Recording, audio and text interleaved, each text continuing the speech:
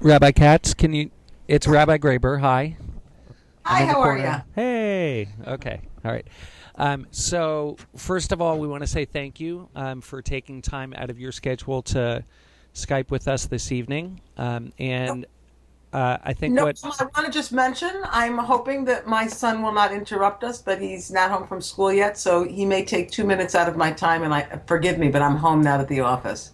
well we have food, so we'll take that as a I snack have time. two, but for So him. what I'd like to do first is just go around, have each person on the ritual committee introduce themselves, and then we'll go ahead and get started. Before we do that, I will just let you know I took the outline, which you sent along to me in an email, and I have prepared it and given it out to the committee members. We know that you're not going to go through everything on the outline, but maybe one or two things from each part of it.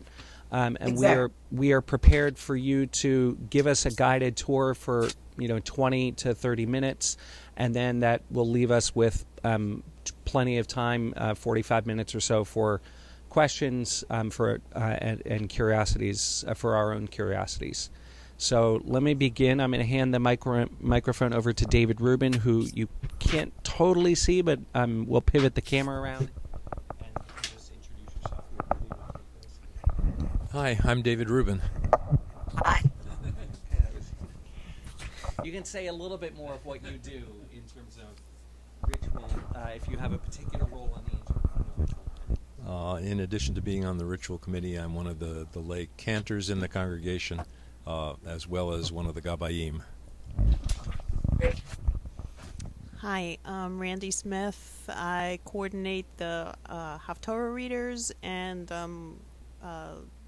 the co-chair of the ritual committee in the upcoming year. Joel Abramowitz. My primary function outside of coming here is acting as the High Holiday Honors Coordinator and help with things as needed. Hi, I'm Maggie Anderson. I've been representing the board, the ritual committee on the Bethel board in the last 2 years, and I'm going to continue doing that as a co-chair of the committee. Did you say Maggie? Meg Anderson. Gotcha. Okay, thank you. Hello, Rabbi. I'm Mary Joan Mandel, and I sometimes play the role of third Gabbai, which means I get to pass out the aliyot on Shabbat. That's about it. I do other things as needed. Hi, I'm John Wall. I'm also a lay leader and one of the Gabbayim. Hi, I'm Hal Sandick, and I coordinate Gabbai Shabbat, and I sort of feel I am the common man's voice on the ritual. Okay. So, I'm Amy Katz, and I'll just tell you, I live here in Springfield, and I had really the great pleasure of working on the Siddur, and it really was a communal effort. Our editor, Ed Feld, managed to convene a group of people. We met 2 or 3 times a year in person for the day in New York. And every Monday between about 1 and 3 o'clock, we spoke on the phone. And for me, one of the really neat things about the Siddur is that I look, whenever I'm davening with it, I see things and I recognize them a little as things that I kind of wrote, but we worked as a team really. And so I recognize it, but I know it's not my writing. It's maybe my idea. It's very interesting when you work closely with people to see your work and then to also see that it's not yours. And it's really thrilling for me to have the chance to share the Siddur with you. And so I thank you. And so here's what I wanted to do. I made an outline, and again, we're not going to go through it all. I want to give like a couple of pieces about the Siddur. That's that first part. And then there are 4 sections: reclaiming the lost or underutilized traditions, gender and family configurations, room for theological questions, texts that are new to the Siddur, and something about diversity. And I'm going to take 1 or 2 from each of those categories. And then I think I'm happy to answer questions as well. So that's sort of my plan. But if I were in the room with you, I could better read your eyes to see if there were a question or to see if you're just totally bored. So help me, like go like this or something. If you want me to say more, say less, talk more slowly, talk more quickly, help me, because I thrive on an interactive kind of back and forth, and Skype is better than a speakerphone, but I'll just say it like that. So one of the things about the Siddur is that, and by the way, you guys have used the Machzor, correct? Yes. Okay, so you could see that the Siddur is organized like the Machzor in that it's got the Hebrew, it's got the English, anything that is sung is transliterated, and on the right column, on the far right column, which I always call the first column on the spread, there's commentary that is kind of nuts and bolts, explanatory kinds of things, and on the fourth column there are what we'll call kavanot, or sort of readings or poems that might help people sort of get into what's on the page. One of the things that's really nice that we've used in our show quite a bit, on page 30, there's a prayer that's in place of the Kaddish Yatom, in place of the mourner's Kaddish. I know that my shul is not the only place where every now and then we don't have a minyan, try though we may. And on page 30, there's a piece there that, if you're short on a minyan, Ribono shel olam Elohei haruchot l'chol basar, Master of the world, God of the spirit of all flesh, it is revealed and known before you that it is my fervent desire to praise your name and to remember and honor my beloved Father by reciting the mourner's Kaddish in the company of a minyan. May my presence here today with my community find favor in your eyes and be accepted and received before you, as if I had prayed the Kaddish. May your name, Adonai, be elevated and sanctified everywhere on earth, and may peace reign for everywhere. And then the people who are there can say, Baruch Shem Kavod Malchuto Leolam Va'ed, and together sing Oseh Shalom B'Ramav. So I'll just tell you, in my shul, it's a bummer when you don't get a minyan. And this page is it works. It lets the mourner say something and gives them a chance to just say, I really wanted to say Kaddish, and I hope this counts. So that's one of the things that I really love about the Siddur, and it's a new piece that it hasn't been added. Another piece about the Siddur that I love on page, and this goes towards the end, I have to say I get very tired, this is me, I get very, very tired of ending Friday nights always with Yigdal.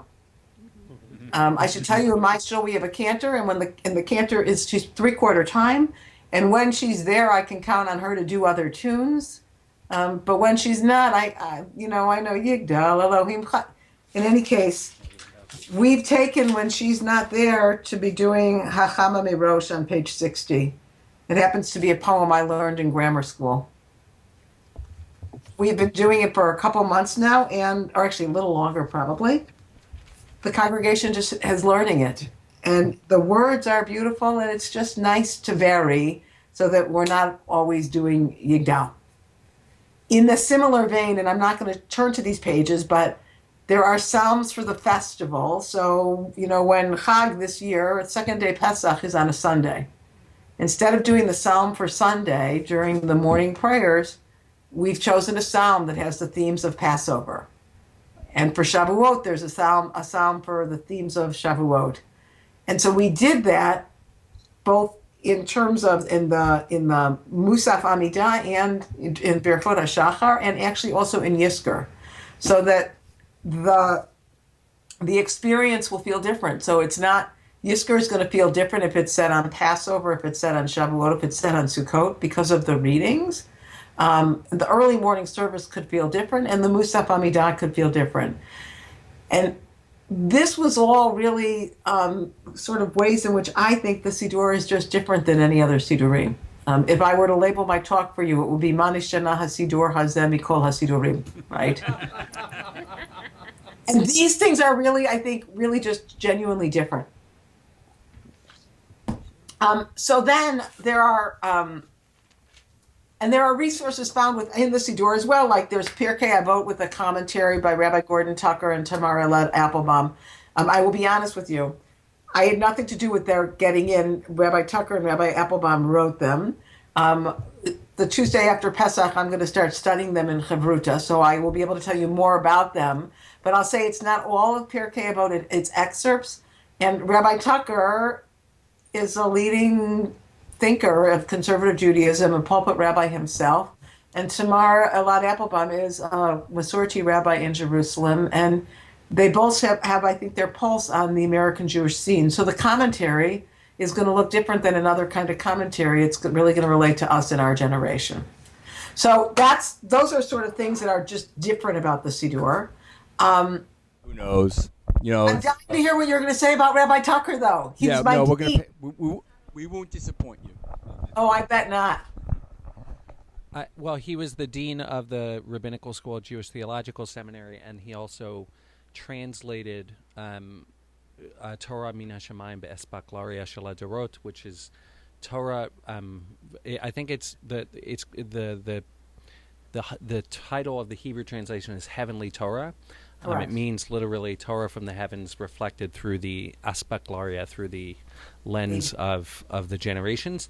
And it's Abraham Joshua Heschel's sort of seminal work on the differences between the school of Rabbi Akiva and Rabbi Ishmael. And Tamar Applebaum was on the faculty at the Machon Schechter Rabbinical School.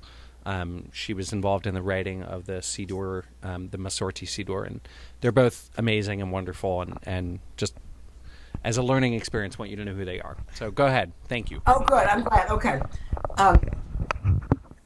I love them both, and I'm excited to study for them. So the next thing I want to talk about is reclaiming lost or underutilized traditions. One of the sad and one of the good things that happened to Jewish liturgy is the printing press. The good thing about about having a Siddur is we can all be more independent and less dependent on the person leading the service. The bad thing is that a certain rigidity found its way into our liturgy. So, for example, we somehow have this notion that what's in the Siddur is in and you can't add anything else.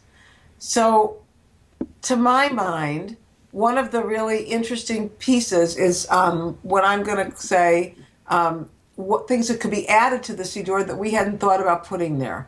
So I'm thinking now about gender and family configurations, and you all understand that, the family, father knows best is not our image of a family anymore, as you know. And the Siddur reflects that, both in the Mishaberach section, it recognizes that some children have two mothers and some children have two fathers. It recognizes that things aren't as they once were. In a similar way, Myrtle Feld's poem, We All Stood at Sinai, or Miriam's song on page 144, these are all really ways to try and say, the story used to be the story through the lens of men. The Siddur has to look a little different now. And so the gender and family configurations in the Siddur look very different. But there's room for the traditional as well, and that's where, I'm on page 75. In addition to Eshet Chayil. In other words, Eshet Chayil's there. If your family's doing Shabbat and you always do Eshet Chayil, the Siddur doesn't take it away. But some want to sort of not just acknowledge the woman of the house, but the man of the house, which is where you have Mi Ha'ish on page 75, where you have Ashrei Ha'ish, where you have some there. All that is to say, there's room for the tradition. There's room for expanding. There's space there, and so the God is not referred to as a he throughout the Siddur. The great sensitivity was given to the language there, and I think that's one of the defining pieces of the Siddur. It's not just that it makes an option for something different, but it holds on to the tradition as well. Okay, so that's really what I want to say about gender and family configurations. I was teaching my adult bar and bat mitzvah class on Sunday afternoon, and one of the women who's in the class, I was teaching the Shema, Ubirchoteha, the Shema and her brachot. We had just done the V'ahavta, and one of the women in the class said, why are Jews, this is a woman who converted with me a few years ago, why are Jews so uncomfortable talking about God? There are 9 people in the class, and one of the people in the class said, well, it's a very personal thing. Why would I want to talk about God? And someone else said, well, I believe in peoplehood, but I don't believe in God. And I kind of sat there and I thought, well, there you have it. So I'm going to ask you to turn to page 41, because one of the things that I want to say is, yes, of course, our tradition has a deep belief in God. And when we say the Shema and we talk about loving God, that's the normative stance. But this Siddur makes room for people who think about God in different ways or who are doubting. So when we have Marcia Falk's prayer, loving life in its mysterious source with all our heart and with all our spirit, all our senses and strength, we take upon ourselves and into ourselves these promises: to care for the earth and those who live upon it, to pursue justice and peace, to love kindness and compassion. We will teach this to our children throughout the passage of the day as we dwell in our homes and as we go on our journeys, from the time we rise until we fall asleep. And may our actions be faithful to our words, that our children's children may live to know. Truth and kindness have embraced peace, and justice have kissed and are one. We had a long discussion in the committee about this, because Marcia Falk her reading doesn't talk about God. But we thought actually that it was important that people in our congregations see themselves in the pages of the Siddur. And this is really an example of it. It's not actually a text that I, in my congregation, would read out loud. I want to say, like, we daven the Shema. But we want it on the page, because if my shul's like your shul, and I know that they are alike, there are people there who come in saying, I believe in the Jewish people, and I'm proud to be associated, but this God stuff is really hard for me. And that's an example where the Siddur is really trying to make room for different kinds of thinkers.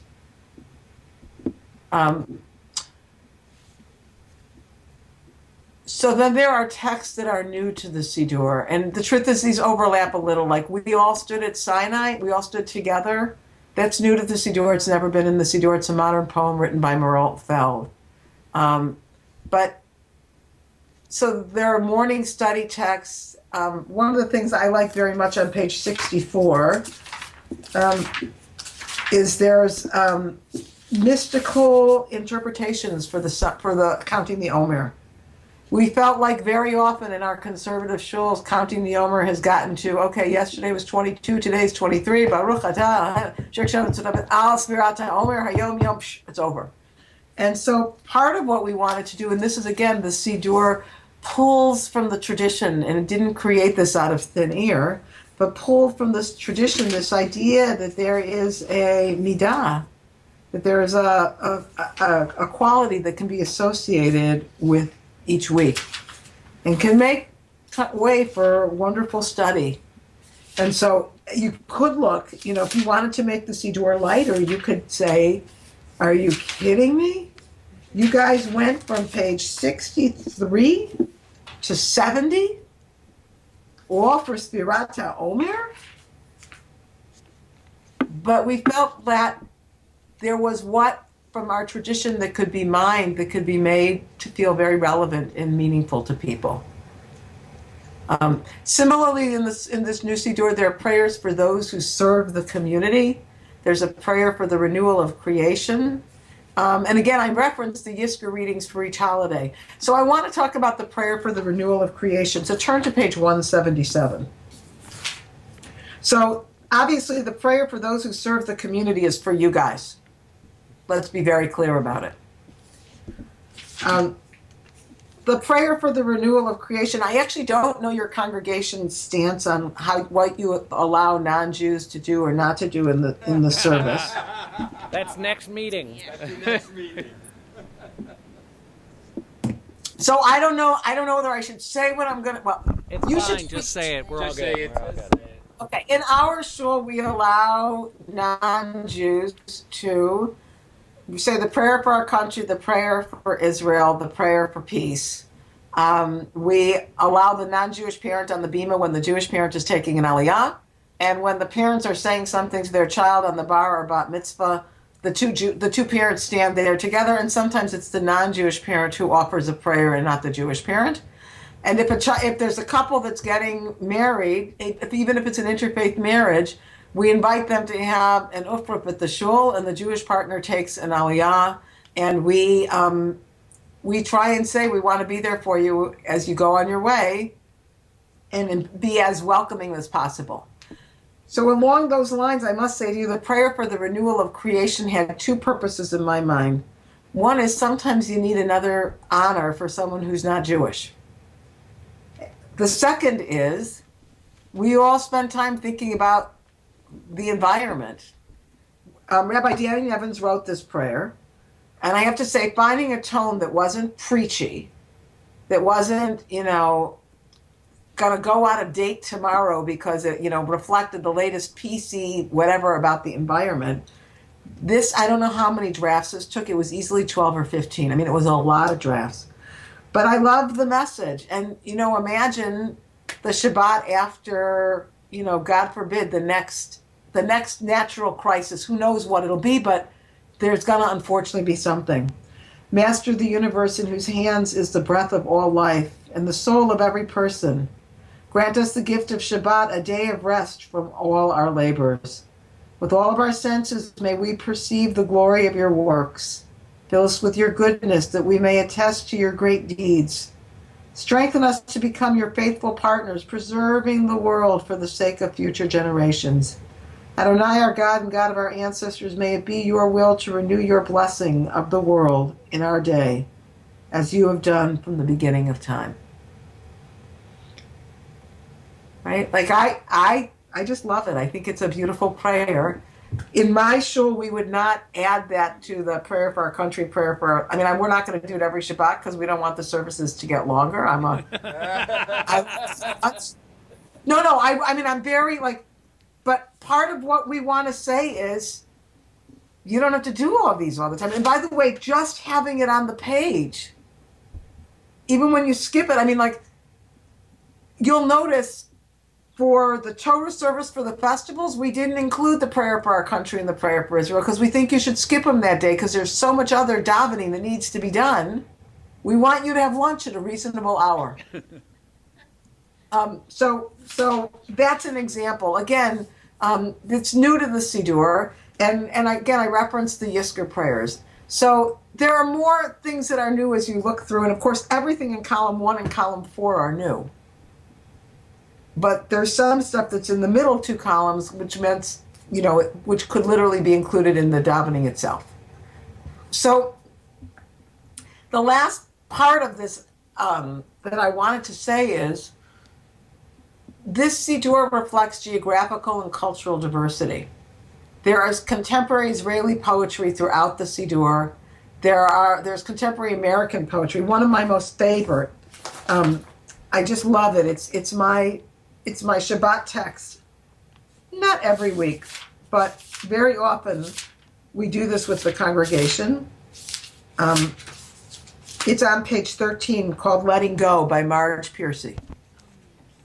What you have made, what you have spoiled, let go. Let twilight empty the crowded rooms and quiet the jostling colors to hues of swirling water, pearls of fog. This is the time for letting go, like a released balloon dwindling. Tilt your neck and let your face open to the sky like a pond catching light, drinking the darkness. We read that, and then I invite the congregation to take a moment and let go of the phone call or the email or the errand or the check that needed to be written, and make their way into Shabbat. the Siddur also has liturgy from the Masorti movement Siddur. There is a piyut for Kiddush, which was written by Yehuda Halevi.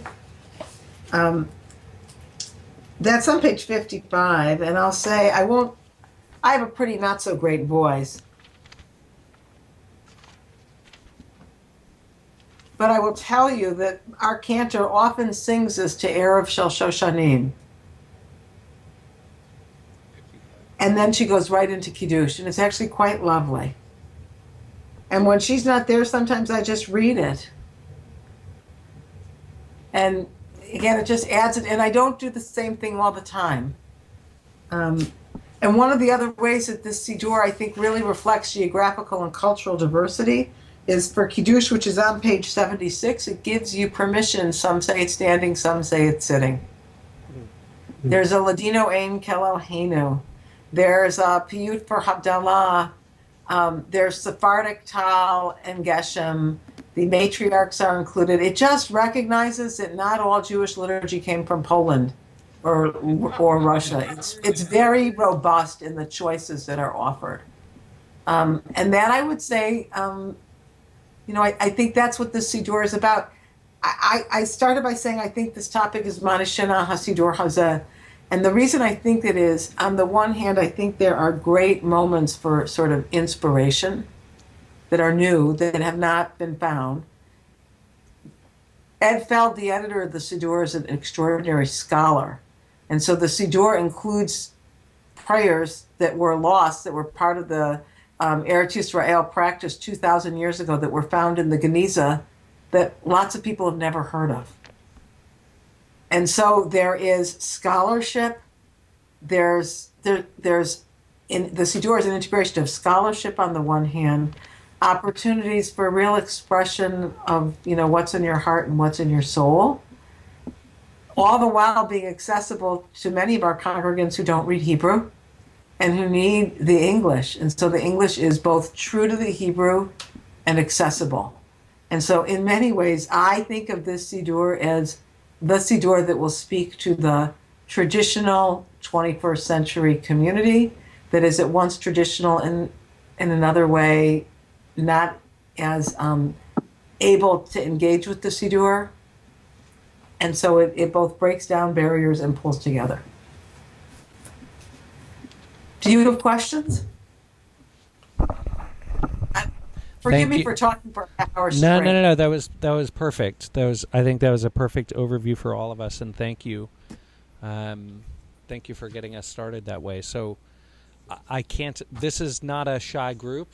We often have things. People may want to take a moment just to organize their thoughts, but then I think we can get started. So how about my son just walked in the door. You take a moment and let me say hello to him. Perfect. Is that perfect? Is that deal? All right. Hey, Ann, how are you? So I'm going to mute her till we come back. I'm in Springfield, Massachusetts. I was wondering. Long about that Meadow. too. Okay. Yeah, Springfield, New Jersey. I didn't know where she. Yeah, right. Highland Park. Springfield, just like they have a green something. Oh, I'm sure there's a Moscow, North Carolina. Did she say they met once a month in New They York? met 3 times a year in New York and Oh, every 3 week on a times. Monday by phone. Right. So was Ed Feld the guy we talked to? I'm going to close my door so I don't disturb you, sweetheart. Sounds familiar, but I can't. Okay. I can't he was in Berkeley, as I recall. Yeah. Okay, I'm back. Thank you. Springfield in Scotland County, North Carolina. Okay, guys. And so what about your deep thoughts for your questions? Here she is. We're still thinking, Rabbi. Yeah. Okay, no problem. I've been doing this for a long time and it's new to you. I'm good. Was we spoke with a rabbi. We had a Skype session like this with a rabbi when Lev Shalem was adopted. The Machzor was adopted, and it may have been Ed Feld. Is he from Berkeley? No, you spoke with Stewie Kelman. Okay, thank you. Solve that mystery. And I'm sure that your rabbi knew Stewie because of his time in California. I'm sure the Rabbi Gerber knew him because he's in Berkeley and was active in Ramon. I'm 99% sure that's who you spoke with.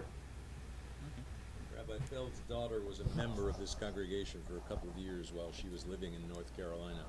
Oh, okay. I have a big question later, but a quick question. Okay. Birkat, you have starting Chaverai Nevarech. Is there a problem with Rabotai Nevarech? So Rabotai means gentlemen, Chaverai means friends. In almost every conservative text that I know, we say Chaverai because we're not just reaching out to the gentleman, we're reaching out to everyone in the room. Now, the truth is, some may say, well, Rabotai means everyone. If there's one man, you say Rabotai. It's sort of like some people wouldn't say guys for a room full of guys and gals.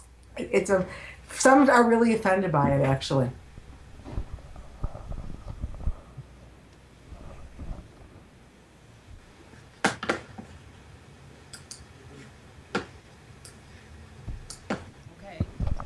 Okay, I actually had a question along those lines about the Mishaberach, Mishaberach for a group of people. It's so two aspects of it. Page 172. Oh, okay. So the first question was in the Machzor, when the text says Avotenu, it frequently says Imotenu, Ve'imotenu in brackets. Correct. And the same thing is true here through Musaf. For the Amidah, if you do the Imahot, there's no bracket mention of the Imahot. You say Avotenu, Baruch Adonai Eloheinu ve'Elohei Avotenu, Elohei Abraham, Elohei Yitzchak, Elohei Yaakov, Elohei Sarah, Elohei Rivka, Elohei Rachel, Elohei Leah. So Imotenu is not mentioned again explicitly. So Wait, I don't think that's true. Hold on.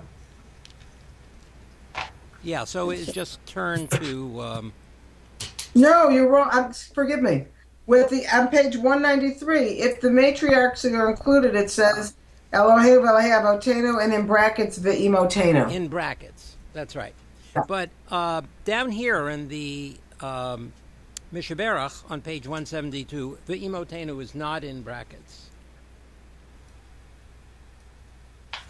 Because when you say God of our ancestors, Abraham, Isaac, and Jacob, you're saying our forefathers. And then the Nusach is, and our four mothers, Sarah, Rebecca, Rachel, and Leah.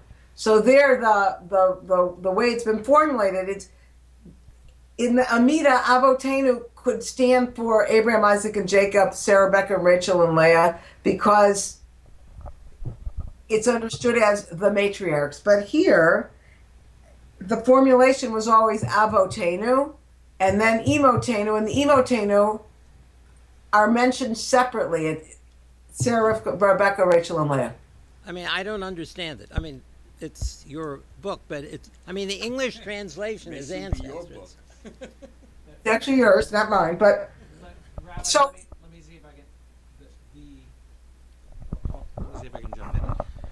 hear you guys without the mic. It starts with basically in the Amidah, you can say Baruch Atah Hashem Eloheinu Ve'Elohei Avotenu, and the idea is that Avotenu can refer all the way through ancestors, and placing the word placing the whereas in the Mishaberach it wouldn't function that way. You wouldn't say Mishaberach Avotenu Avraham Yitzchak Yaakov V'Sarah Rivka Rachel Leah. Why not? I don't know. I mean, we've always done it that way. Mishaberach Avotenu Avraham Yitzchak Yaakov Sarah Rivka Rachel No, that's not. No, So- that's not our nusach. It isn't. Our nusach is Mishberach Avotenu Avraham Yitzchak Well, it's Yaakov. never how I read it. Since I've always said Mishaberach Avotenu Avraham Yitzchak Beimutenu Sarav Karech Avaleah. By the way, I'm just pulling up Sim Shalom right now. Hold on. You sure? Yes. In fact, I have it on the Sim Shalom page 143. Oh, that's it. I don't know what to tell you. In the Siddur Sim Shalom. So this is the. You know what? I would not make a fuss about it. I don't know what to tell you. The Misha Berach, I think that the notion is that it feels like it's Abraham, Isaac, and Jacob. And now we're adding the Imotenu, and so it adds them. I will tell you that there were many of us, myself included, that wasn't going to add that didn't want to put Imotenu in brackets and felt like just say Avotenu because we know the Hebrew. But others felt like no, Avotenu really means forefathers, and we want it to be more general. So putting it in brackets sort of gives everyone their own possibility of do they want to include Imotenu or not. But it's not in brackets here.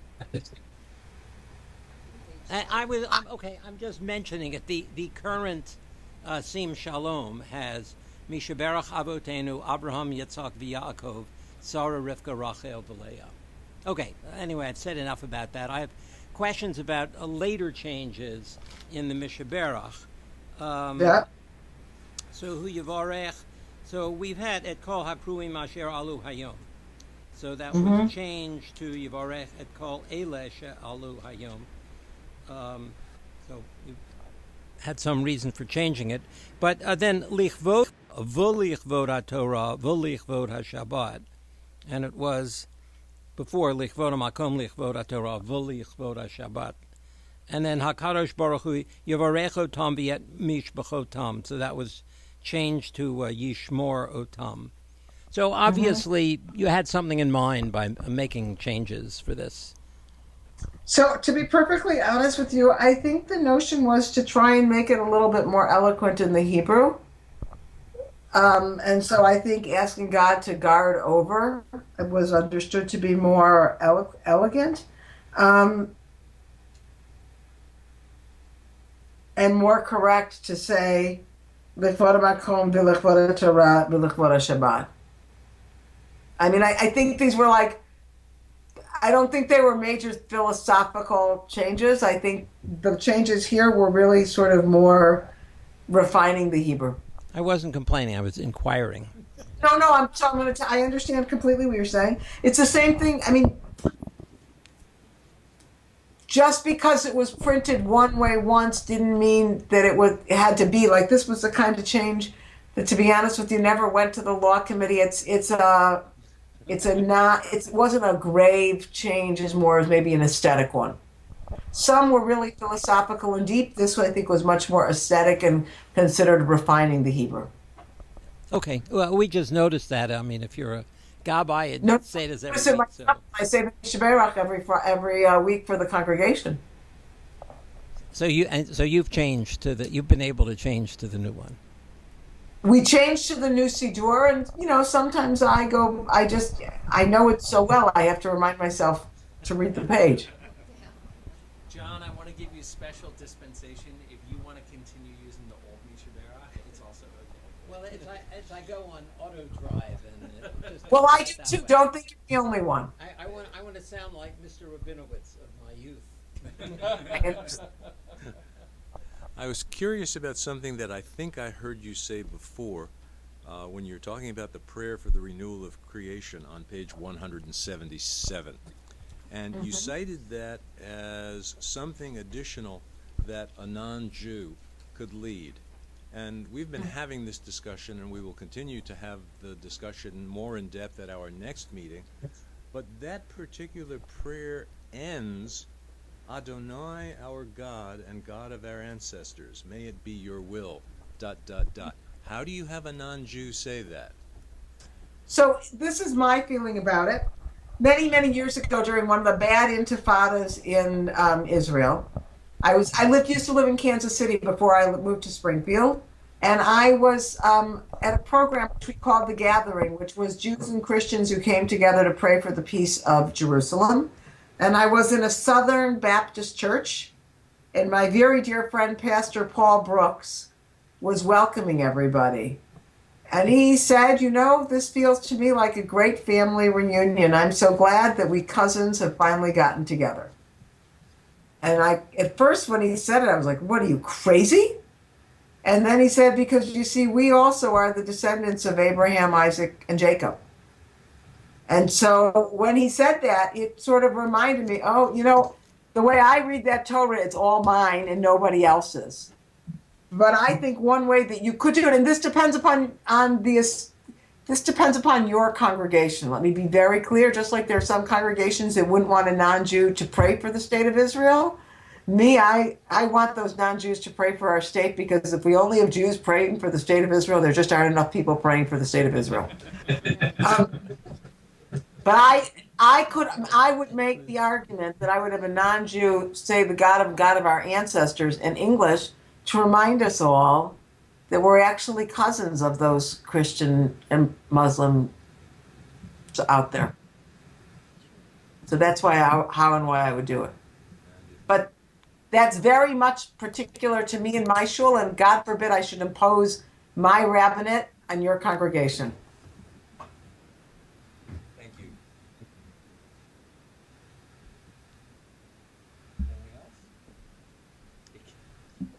It's not possible. It's not possible. Were there any important changes in the English translation? There were a lot of changes in the English translation. No, I mean substantive ones that you thought were No, important substantive ones. Sim Shalom is not. Sim Shalom. Let me just use an example here. Let me just find it for you. I mean, other than gender change. Hold on here. Give me a second.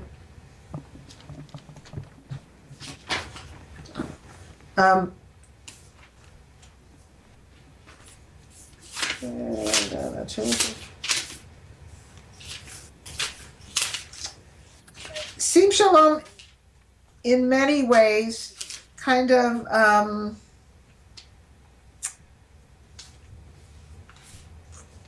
how should I say it?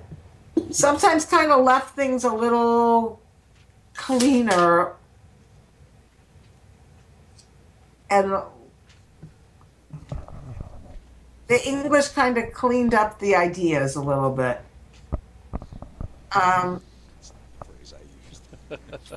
And part of what we did in the Siddur is that we didn't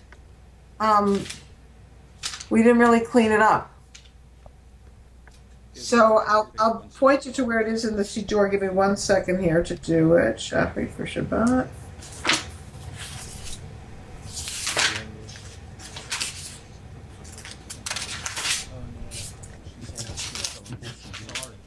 Turn to page 163.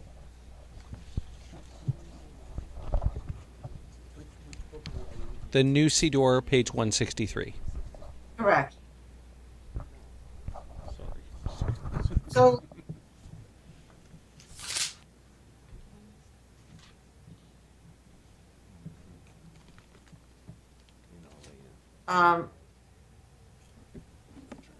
look at the very top of the page. But Adonai our God, you have not given it to the nations of the world. We're talking about Shabbat. Nor, our sovereign, have you bestowed it on idol worshippers, nor do the uncircumcised find rest on this day. For with love you have given Shabbat to the people Israel. So you'll notice that it says some omit, and many of us wanted to just omit those 3 lines because we were troubled by them. And to be honest with you, it was one of those instances where we were not able to omit it, although really many of us wanted to. We weren't able to. But what we were able to do is put it in the smaller print. Now, some would say, and listen to it in Sim Shalom, You have not granted this day, Lord our God, to other peoples of the world, nor have you granted it our King as a heritage to idolaters. Nor do those outside the covenant know its rest, which you have given lovingly to the people Israel, your beloved descendants of Jacob. So the English, and this is an instance where the English is, it's in a smaller print. It's a fine translation, but there's grist for the mill there to have a conversation about why would our Siddur chuck this way. Does that make sense? Yeah, I think that's a great example of, does everybody understand the example? In other words, this is, instead of saying those outside the covenant or something, Arelim means the uncircumcised. That's the language. I mean, it's very, and it says they don't have a share, right, of Shabbat. So instead of avoiding that by making the English sound a little better than the Hebrew, there's a more literal translation of the Hebrew, and then it becomes fruit for conversation or grist for the mill about what is either, about what's the idea of the Siddur behind this, and do we want to say these things or not say these things. But that seems to be like a compromise that was made, that we're willing to, we'll go along with including it in their small print, but you have to put in what it actually says. Yes, and as opposed to a compromise, all of these things are compromises one way or another, as opposed to a compromise which was in the last Siddur Sim Shalom, which is, let's not tell everybody about the yucky language, let's make the yucky language less yucky by washing it over in the English. Right, and so the editorial decisions here are to make it, first of all, easier for people who, if you want to know what does the word arelim mean, You're going to find it. In other words, you can go to the other side of the page, and if you know enough Hebrew, you'll it's uncircumcised. That's what it means. As opposed to those outside the covenant, which you're going, where's the word covenant? Like, where's the word outside? No, it's, you have to, it's very hard to actually learn the Hebrew from it. So. And at the same time, it's not a linear translation. Like, this isn't the Matsuda Siddur, where the attempt is to let you translate every single word, but the English is faithful to the Hebrew. And the other way that you could do it, if you turn to page 114, because that's an example of a philosophical sort of, we're going to use the English this way. This is the Psalm for Rosh Chodesh. You follow along in your Siddur, and I'm going to read from Sim Shalom, okay? Everybody get to the right page? Yep. Yeah. Praise the Lord, my soul. O Lord, my God, you are great indeed, clothed in grandeur and glory, wrapped in light as in a garment, enfolding the heavens like a curtain. On waters you lay the beams of your chambers. You take the clouds for your chariot, riding the wings of the wind. You make the winds your messenger, fire and flame your servants. You set the earth on its foundation so that it should never collapse. The deep covered it like a cloak till the waters rose like over the mountains. At your rebuke they fled, rushing away at the sound of your thunder, climbing mountains, pouring into valleys to the place you had established them. Do you see the difference? Do you have a sense that the English in front of you is more elegant and accessible? Well, so it's more direct in terms of you, as opposed to what the translation you were reading, I think, leaves a lot of second person out. Yes. I'll just do a little bit more. You set the bounds which they may not pass, so that never again shall they cover the earth. You make springs gush forth in torrents to flow between the hills. The wild beasts all drink from them. Wild asses quench their thirst. Birds of the heavens rest on their banks and lift their voices among the branches. When we were working, and this was my role on the committee because I'm a pulpit rabbi and an educator, and that's what I think about. I read this, and it's hard to know what the psalmist is meaning. But when I read, from the heavens you provide drink to the mountains. Earth is sated with the fruit of your labor. Wild grasses grow as feed for animals, plants for human husbandry. that bread might come forth from the earth, wine to cheer people's hearts, oil to brighten their faces, and food to sustain people's lives. I understand it better. It's the English in Lev Shalem feels much more accessible to me than the English in Sim Shalom. So there was an effort to be, first of all, to let the English say what the Hebrew says. Secondly, to make it in English that you can hear and that you can respond to. And all the while, I mean, I think it's worth sort of taking note that whenever you translate, you can never translate what haunts the original completely. The late Chaim Nachman Bialik used to say that a translation is like kissing through a veil.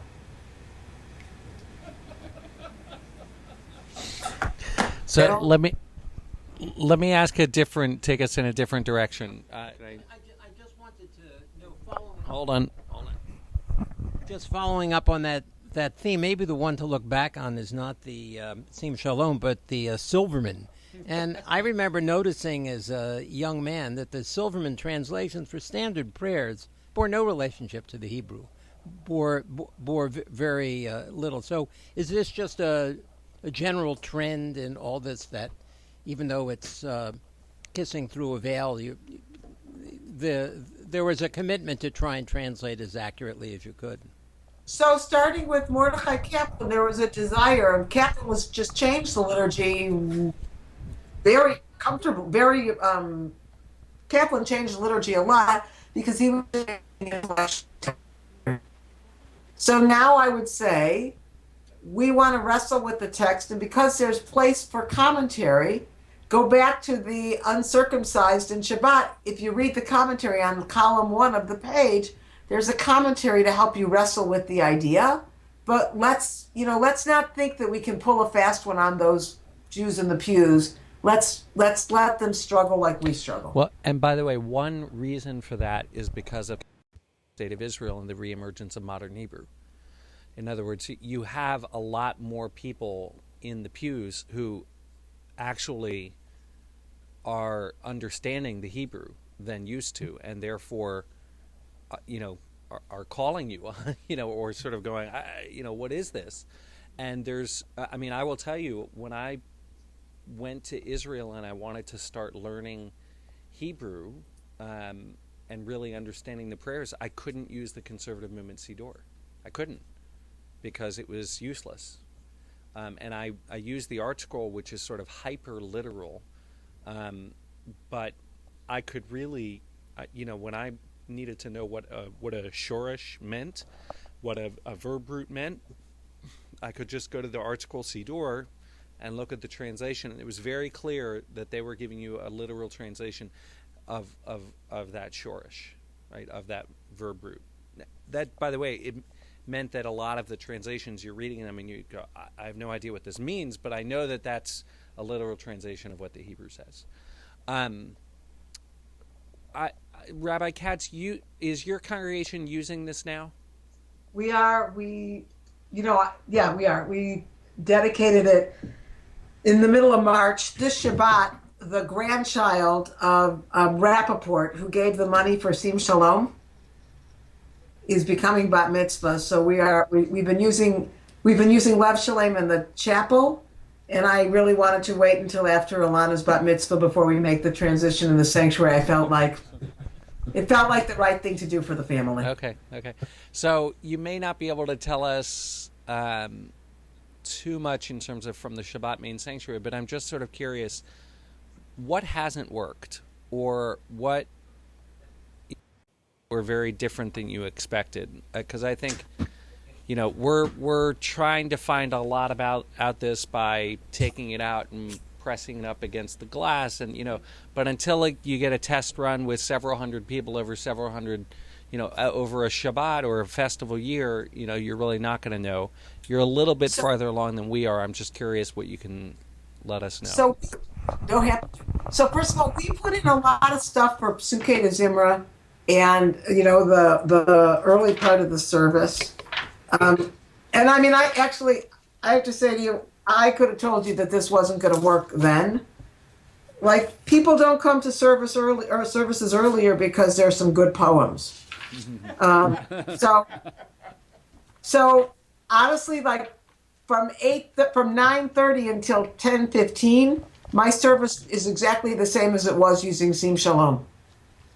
And I don't even try and mix it up because the people who are there want to daven, and maybe when there's a bar mitzvah, maybe, I would do a poem, but by and large, I think we put a lot of effort into the early part of the service that I for one, because if I spend time there, then I got to just go through Musaf, because at the end of the day, I have from 9:30 until 11:45. And so I don't want to be doing the experimental. You mean 12:30, right? I'm too hungry. But you don't do a full Kriya, do you? No, we do a triennial. Okay, all right. I'm sorry. Go ahead. People asking questions in the middle of a Torah service either. I have a thing because I was a congregant for the first 13 years of my rabbinate. I am frum about services ending on time. So I'm really nuts about it, actually. So that's an example where it just doesn't work. Or to be honest, we have Shir HaShirim before Kabbalat Shabbat. And honestly, our cantor has not spent a lot of time learning Shir HaShirim songs, and it's love poetry. So to have me read love poetry with 14 or 15 or 17 of my favorite congregants on a Friday night, it's not so evocative. Better we sing. So those are things that, to my mind, at the moment, they don't work. But I have to say, I'm glad that they're in the Siddur because they may work for an individual.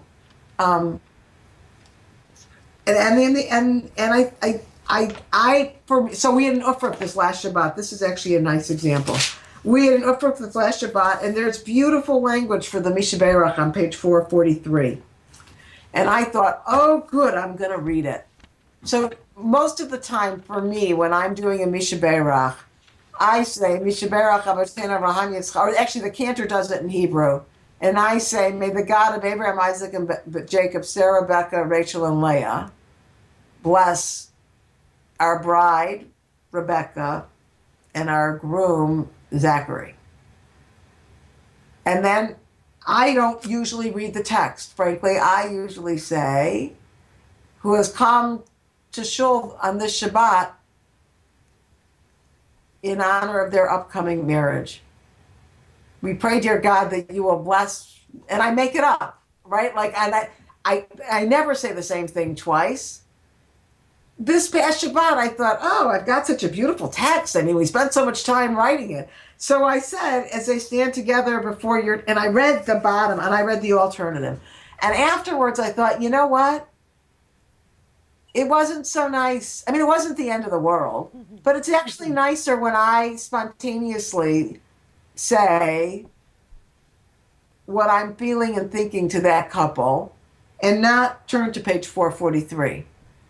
I think we need to have it there because not everybody is a practiced rabbi who can sort of spontaneously create a prayer. But I would hate to think that if it is your practice to be spontaneous, that you'll look at this and say, oh, golly, now I need to follow this because it's there. And I think the same is true for the blessings for a bat mitzvah. The bat mitzvah on Shabbat is the first one since we started to use the Siddur. I don't know if I'm going to do anything from page 442. I'm really not so sure. I kind of think that I will say to the girl, may God who blessed our ancestors, Abraham, Isaac, and Jacob, Sarah, Rebecca, Rachel, and Lana bless, Sarah, Rebecca, Rachel, and Leah bless our bat mitzvah, Ilana, the daughter of Mason and Amy. She has worked very hard to become bat mitzvah, and I think I'm not going to read that. I think it's actually more genuine and more authentic. We spent a lot of time putting these Mishaberachs in, but I don't think that I'll be using them, even though they're there.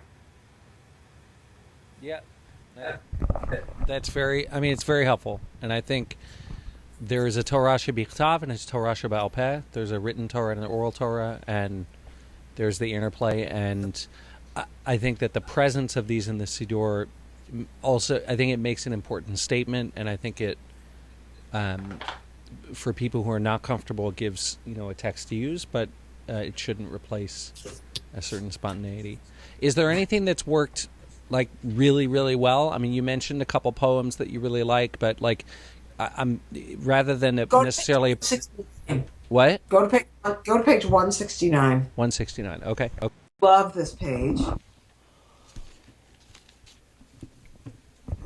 How many times do you hear somebody say, "I love this page"? Right? This is okay. All right. Good.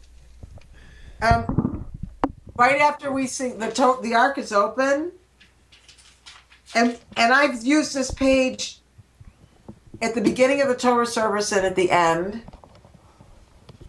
The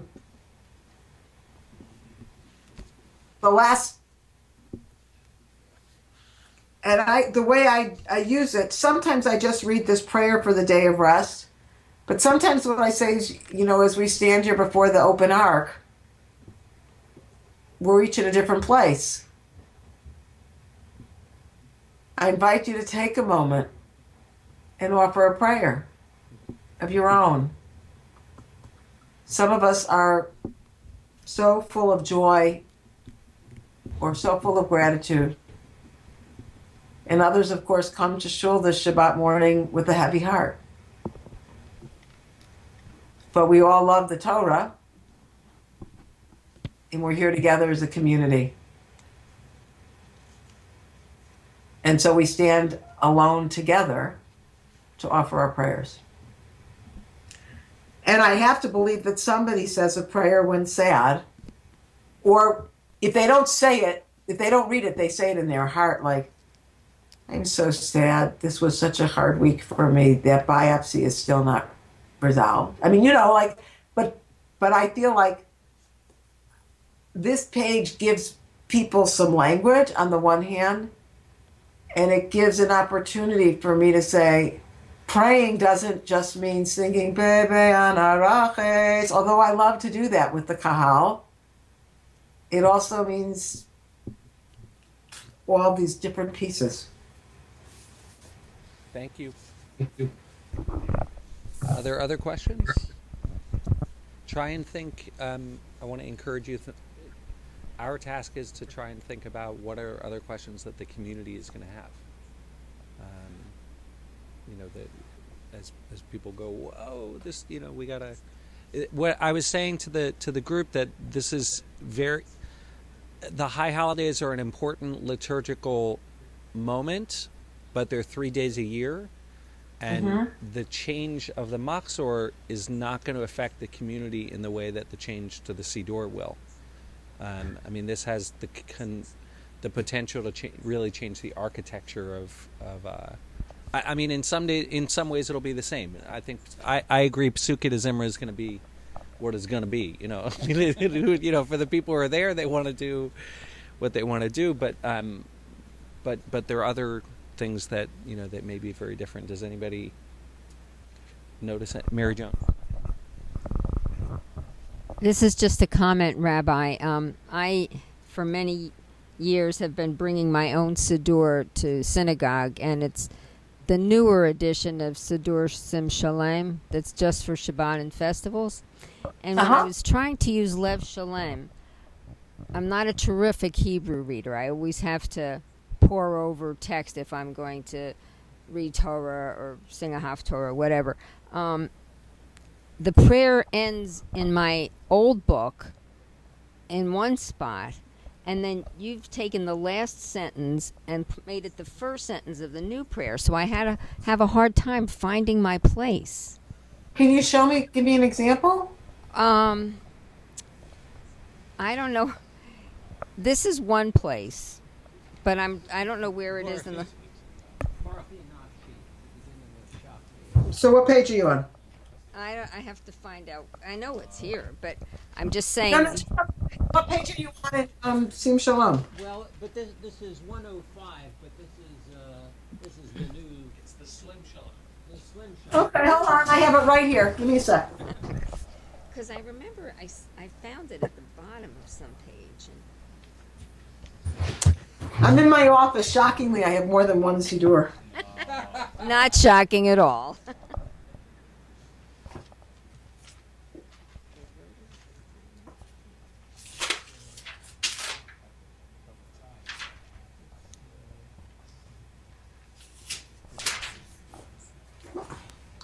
So,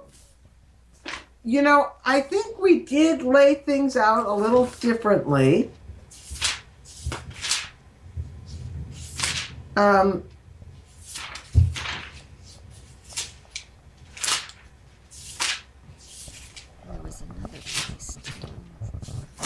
But I think actually, if you look at like page 146 in Leiv Shalem, Okay. and you look at 104, Yeah. well, 145 and 104. Yeah. I actually think 145 is easier to read because it's almost like, the way when you're giving children their books, you don't like to give big paragraphs, where here every phrase there's space on the page. Nishmat Kol Chai in Sim Shalom, it's a big paragraph. I actually find in my davening, I feel this way for Aleinu, which by now, as you know, I probably know most of it by heart. But I do find that the way it's laid out, yes, of course it takes more room, but the way it's laid out, it's more inviting for me to read than in Sim Shalom, because they're not just these big paragraphs. And so, like, look at that. Hameorer Yeshanim v'hamekitz nidarim. Like Hamashiach. It's just so v'matira sirim v'masomech v'flimet. When it's all a big paragraph, it's harder to read. I agree. That was actually one of my complaints about the original Sim Shalom that was for Shabbat and for weekday. It was terrible. You'd come to the Song of the Sea and they didn't have it arranged like the Torah. They had it just in a blob of a paragraph. So right. I much prefer. But as I say, when the prayers don't start out the same way, there's another place. If I could just remember where it is, I think it's in the Amida. Cantor did not like Lecha Dodi. There's a verse where you change the tune, and it used to be at the bottom of the page, and now here it's not at the bottom of the page. And right, like it's laid out different, and you have to get used to it. Right, I'm sure that's the truth. And by the way, in the old Sim Shalom Aleinu, sometimes started in the middle of the page. Here, everything starts like this is for a pulpit rabbi who says we're going to do the second and third paragraphs of the Shema on page 72, not on page 72 in the top paragraph of 73. Like a lot of attention was given to those kinds of things. There's a question from Randy back here. Yeah, hi. I have a question on page. Have the months all laid out, and I just thought it was an interesting choice of illustrations, and you merge the astrological signs with a narrative about the Hebrew months. It was just kind of odd to me. 179. Thanks. Okay, so part of this was some of the scholarship of the months. Like there is, like, look at Tishrei. Well, why is that the sign of Tishrei? It's the high holidays. It's the high holidays. Look at Sivan. Why is Sivan what it is?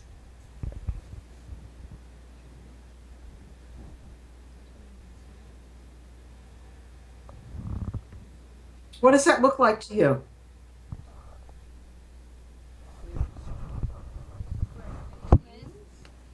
What?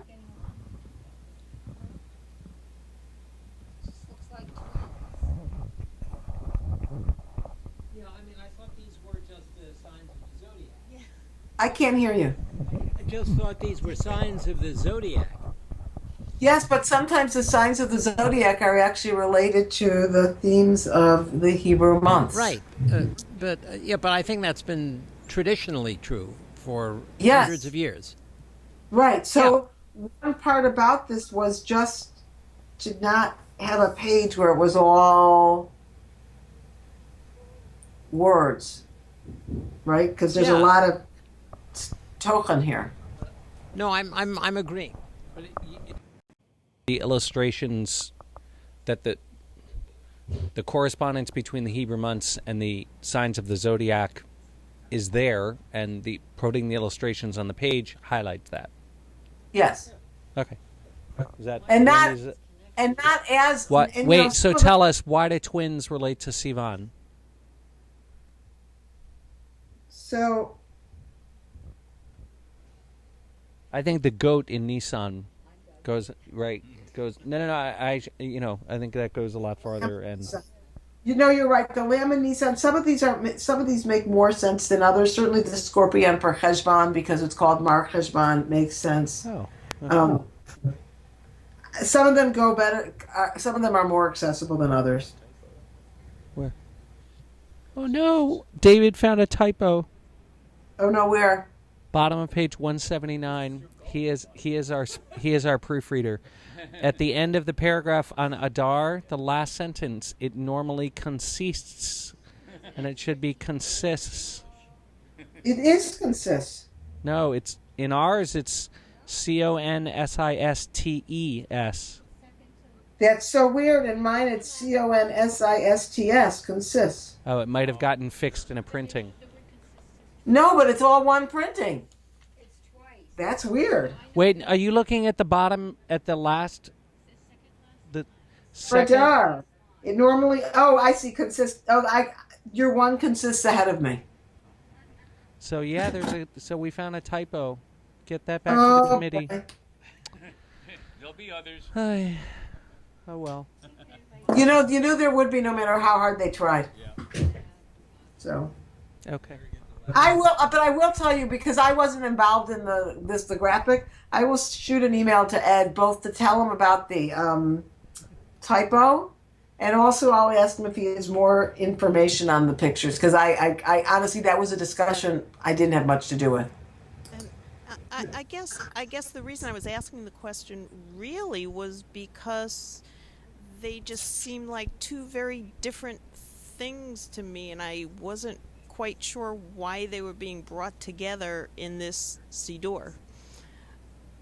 Is that just me, or is there actually some good? Yeah, kind of. No, but Jewishly, the rabbis in the Talmud, the rabbis were aware of the signs of the zodiac, and there were some things that they went by the constellations. And in the Midrash, you have. There was Moses came out under a red star, what was born under a red star, and that meant blood, and the blood of the, there. Yeah, so there's. I was just going to say, Rabbi, when I've been in Israel in the excavated synagogues, you can see the tiles, the mosaics of the zodiac around the spiritual theme in the middle of it. Right. Anybody is bursting with a final question or something? No? So, Rabbi Katz, thank you. My pleasure. I'm sorry I couldn't answer all your questions. No, it was great. We really, really appreciate it. Another either.